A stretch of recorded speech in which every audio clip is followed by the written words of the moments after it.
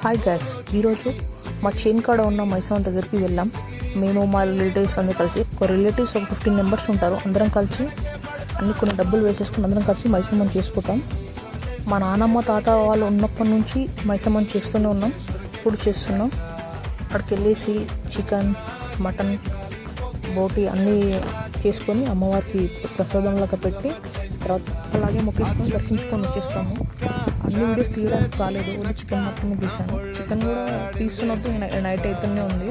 Night అయితే చీకట్లో ఉంది, చాలా చీకటి ఉంది. ఎంత చీకటి ఉందో మీకు కూడా చూడండి వీడియోలో. చైన్లో వెళ్ళి చేసుకుంటాం కాబట్టి ఇక్కడ పవర్ ఉండదు. చికెన్ నేను ఈ వీడియోలో మైసమ్మని కూడా చూపిస్తాను, దర్శించుకోండి అమ్మవారిని కూడా. చికెన్ అయిపోయింది, కంప్లీట్ అయింది. చూడండి ఎంత చీకట్లో. ఇప్పుడు మాత్రం 9కి 8కి వచ్చేస్తున్నాం. కానీ మేము చిన్న ఉన్నప్పుడు మాత్రం నైట్ 12, 1 అలా అయ్యేది టైము. మైసమ్మ తల్లి, ఎల్లమ్మ తల్లి ఇద్దరు ఉంటారు అమ్మవార్లు. మీకు ఇంకా లోపలికి వెళ్ళి చూపిస్తాం అమ్మవారిని. మా తాతల నుంచి పూజించిన అమ్మవారు మైసమ్మ తల్లి. మేము ఊరు నుంచి కూడా బయటకు వెళ్ళేటప్పుడు అమ్మవారిని దర్శించుకొని మనసుకి మొక్కుకొని వెళ్తాము. ఆ వీడియోస్ మీకు నచ్చి ఉండింటే లైక్ చేయండి, ఫాలో చేయండి, కామెంట్ చేయండి. మళ్ళీ వీడియోలో మళ్ళీ కలుస్తాం. జై శ్రీరామ్.